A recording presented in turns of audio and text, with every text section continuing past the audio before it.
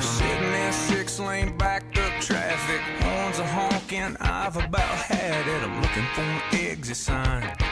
Gotta get out of here, get it all off my mind. And like a memory from your grandpa's attic, a song comes slipping through the radio static, changing my mood. A little George Strait, 1982, and it makes me wanna take a back road. Makes me wanna take the long way home. Put a little gravel in my travel, unwind, unravel all night long. Makes me wanna grab my honey, tear down some two-lane country. Who knows? Get lost and get right with my soul. Makes me wanna take a back road. It's The Drive on your local radio station. We are ESPN Blacksburg, and a good Thursday afternoon to all of you. My name is Paul Van Wagner. Trey Lyle, meandering on in from his visit to the restroom, is taking your calls at 866-961-1430. Did you really say I came back from the bathroom? 866-961-1430. If I didn't, you just did. And I did. You can text us. The number is exactly the same. It is 866-961-1430. Go ahead, what? You did, because I read your lips. Okay. Well, then why'd you ask the question? Because I have to. Are you going with me to track down Andrew Alex after the show? Should I? I think so. Would you buy me a beer? Is it your birthday? No. Can't keep my hands to myself. That's a good segue. No matter how hard I'm trying to, Scott Nason. I won't Scott. hold to myself. Scott. I love Scott. like a love song, baby. Scott Nason. Scott Nason. Absolutely, let's go. Scott Nason joining us today. How are you, my friend? Good afternoon, gentlemen. Doing wonderful. Always a pleasure to be with you guys and ready to talk. Well, I don't know what we're talking about, but ready to talk about whatever we are about to talk about. Well, that's a lot of about. That is a boot. That's he's close. He's not quite there. I sent you an email. We're gonna forego that for this time around, and let's just kind of go through like the last couple of weeks in sports, because I know you follow all of these sports fairly regularly. Things like the Australian Open, obviously the Super Bowl. We had Those are not important. National Signing Day yesterday. What is important to you, Trey? Scott, what's your opinion about Hawaii football? Oh, Jesus. Hawaii football. Well, they play in warm climate. It usually rains from time to time. Other than that, I know their nickname's Rainbows. I think they still play in the WAC. Other than that, I'm out. That's pretty good. They do play in the Western Athletic Conference. Or they actually play in the Mountain West, actually. I knew I was off. So, In related news, are they back? nobody cares. The most important question is, Scott, are they back? Hawaii, I didn't know they were ever there. That was thank you, I'll Scott say yes for this Nason. purpose. Hey, he said, Hawaii went to a Sugar Bowl, sir. What, in like the 40s? I don't 2005. remember them being in the Sugar Bowl. I 2005. I don't either. Let me ask you this. Wow. Do not say anything. Do not say anything. I will turn your microphone off. Scott Nason, do you know who Danny Cole is? Danny Cole, no idea. I rest my case. You Virginia Tech people need to get over it. Okay, so let me give you the backstory on this. Michigan played against Virginia Tech in the Sugar Bowl. Sugar Bowl in Logan, 2008, 2009? something like that. It was like the last year, It was the the last second to year last of- year of It was Frank's last best year. yeah, and for Michigan, it was like the last decent year they had, or the only decent year they had under Brady Hoke. And at the end of the game, Danny Cole laid out for a ball in the corner, which would have given Virginia Tech the victory. Actually, 2008 was when Hawaii played Georgia. Oh, my God, I'm going to turn your microphone off. Wow. Anyway, laid out in the corner of the end zone, or the edge of the end zone for a ball. Originally it was called a catch, and that would have given Virginia Tech the victory. The referees, the officials overturned the call, called it no catch. People around the area, Scott, are still hanging on to that. When I tell people the first time I meet them that I'm from Michigan, they're immediately, the first 2012. thing they say to me is Danny Cole caught the ball. 2012. Boy, Paul, and I thought you held a grudge. Right? My bad. Right? You Exactly. went up. I don't feel nearly Hey, as Paul, bad it was about me. 2012. It was 2012. Was that the year Yep. that Danny Cole did not catch the pass? I mean, I could watch the highlight again. Clearly. And then you'll just complain about it for the rest of the show. All right, so Scott, I want to get your take on the Australian Open, because we're kind of starting to see a beginning of a shift on the women's end of tennis, but the men's end, it seems like the same four, maybe a little bit of drop off from Federer, but basically you kind of have the big four. And are we ever going to see a changing of the guard in tennis?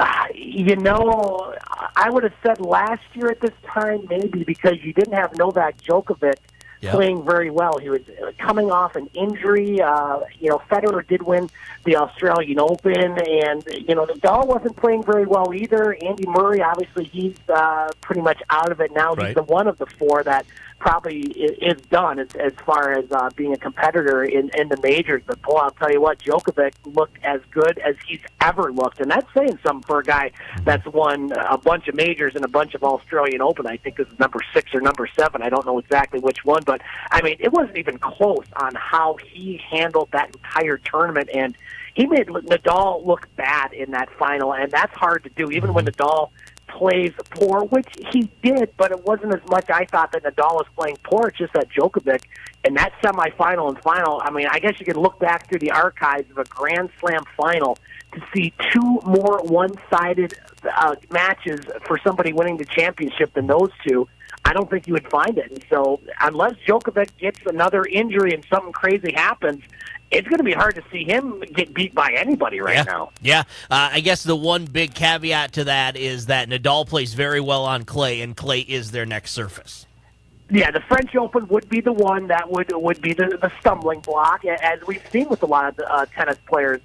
Pete Sampras, it took him a long time, or I don't even know if he did win at the French Open, to be honest. But, yeah, that's going to be the one. But Djokovic right now is playing at the top of his game. There's just not that next guy that I can see at this point that's going to challenge him. Maybe somebody's going to come out here in the French and Wimbledon and have a good tournament. But right now it's Djokovic, Nadal, and Federer, and probably anybody or everybody else. Yeah, no doubt about that. On the women's side of things, though, it feels like maybe we're starting to turn that corner. I know the Williams sisters are probably still going to be there at the end of the day, but it just seems like you've got a couple of young up-and-coming ladies that are starting to make some noise on the women's side. I mean, yeah, and you have to go to the woman that won the Australian Open and has won back-to-back majors, Naomi Osaka. Right. Maybe, I don't know, a lot of people had her pegged to win this one. It was Serena Williams.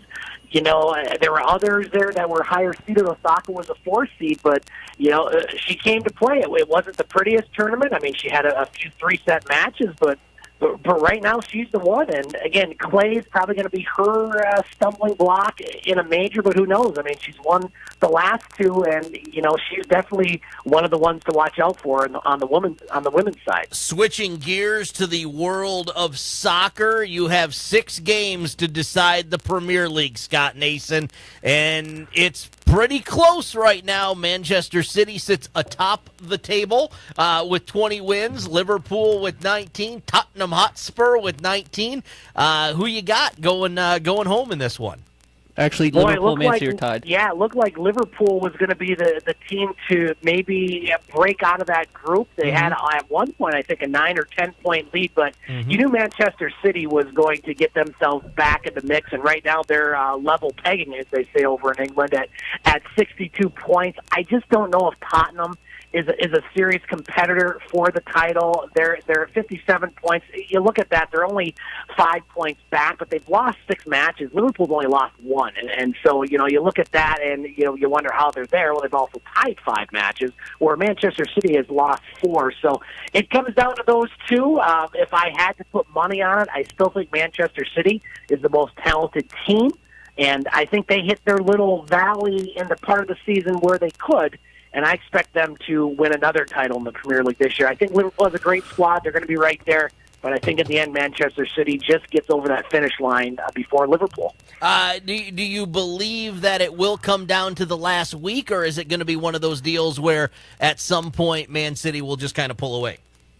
You know, it's going to come down to at least the last month. I don't know about the last week. Okay. Again, you know, matches go through mid-May. I believe there's 3 match days in the month of May, and I think it'll come down to that month. Maybe not the last week. I don't think it's going to be one of those nail-biters on the final day, but it could. I just don't think it will. I think Manchester City is going to just pull a little bit ahead of Liverpool here as the season goes along. 10 matches left, I believe, 10 or 12, so still lots of time. It looks like Huddersfield Town is going to be relegated. They only have 11 points. I don't think they can catch Fulham or half Fulham. Cardiff City with 22. Half Fulham? Half Fulham. Cardiff City is only 2 points behind Burnley and Southampton. I don't believe Northampton is in it anymore. So who gets Your soccer relegated, knowledge is Scott great. Nason? I know, right? Who gets relegated? Well, very good. Stone Cold Lock, Huddersfield Town is not making it. They were very fortunate to make it through last season. You kind of knew they were going to be the team that probably had the toughest time to stay in the Premier League. So they're done. Fulham is in big trouble right now, just 17 points, 4 wins out of 25 matches. They're 7 points out of the drop zone, which is number 17. And so it's going to be a big battle, I think, between a bunch of teams for that third potential relegation spot. Right now you have Cardiff City, one of the teams that promoted last year. They're in the danger zone right now at 22 points, 2 points behind Burnley, Southampton, Newcastle. You also have Crystal Palace and Brighton all within a few points. Then it gets a little clear for the teams above. So I think it's going to be a big battle between 5 or 6 teams for that final spot. I just don't see how Fulham can catch fire and try to win a few in a row in Huddersfield. They're dead buried there. So it's going to be a battle. It always is for relegation, because once you get kicked out of the league, it's awful tough to get back. Former Premier League champion Leicester City currently sits in 11th, 32 points. They are tied with West Ham United. They are just a point behind East Ham United. Is Leicester City good to go, Scott? Will they remain in the Premier League next year? I believe they will. I mean, right now they have 32 points. That's 8 clear of Burnley. They've been playing pretty consistent this year. The record 9 wins, 11 losses, 5 draws. You look, everybody about 12 and above. West Ham and Leicester City have 32 points. You have Everton and Bournemouth with 33. I think all those teams are good, again, unless they really have a poor stretch. And they've all been very consistent. They're just a little bit below 500 in that middle of the pack where, you know, when you're one of these smaller clubs, you want to be. You don't want to be on the bottom couple and fighting every week to try to survive. They're comfortably there, and I think they'll all stay there.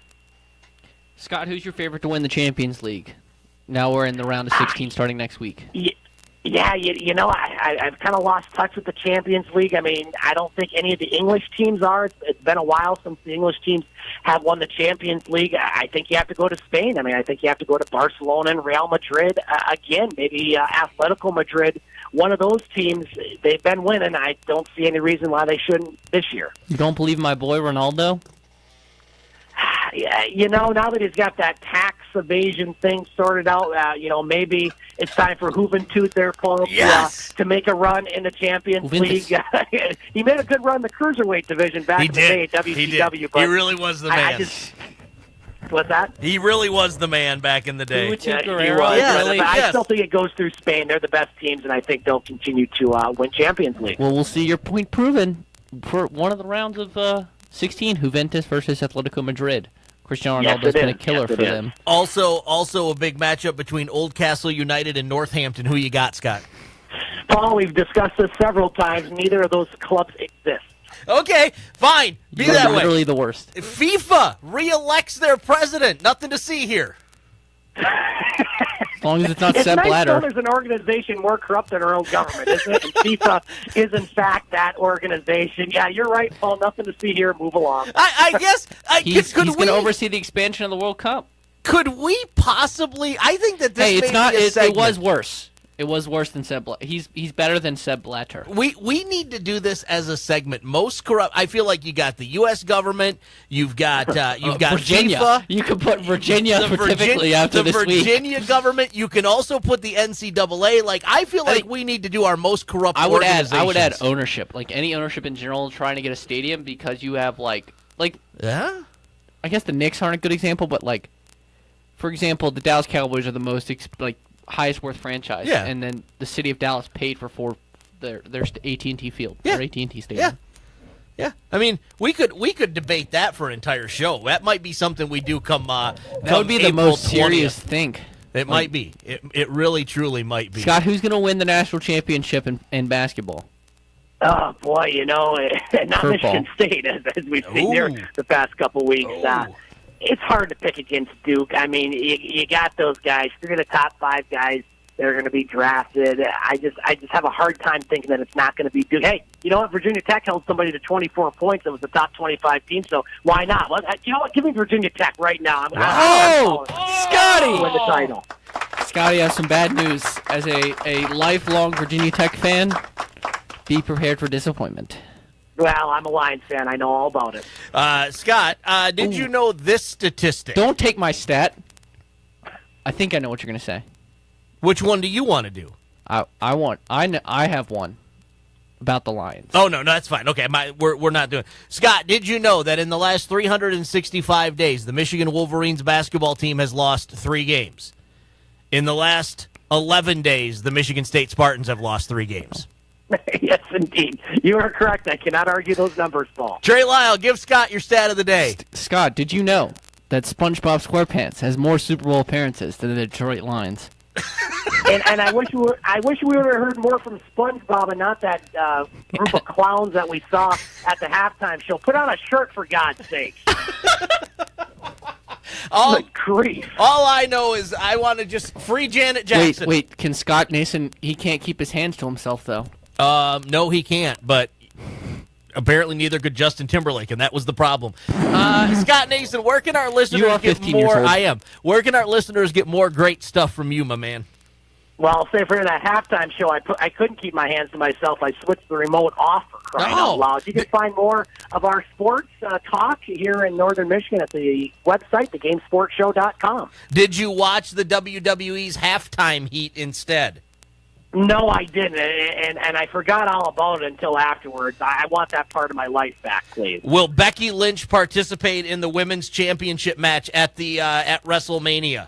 She needs to headline it, and she needs to win it because she's the hottest thing in wrestling as far as heat and how much fan support she had since Stone Cold. That's the bottom line. I like it. Scott Nason. Stone Cold. That's big. As always, my man, thank you so much for doing this. We will talk to you again next week.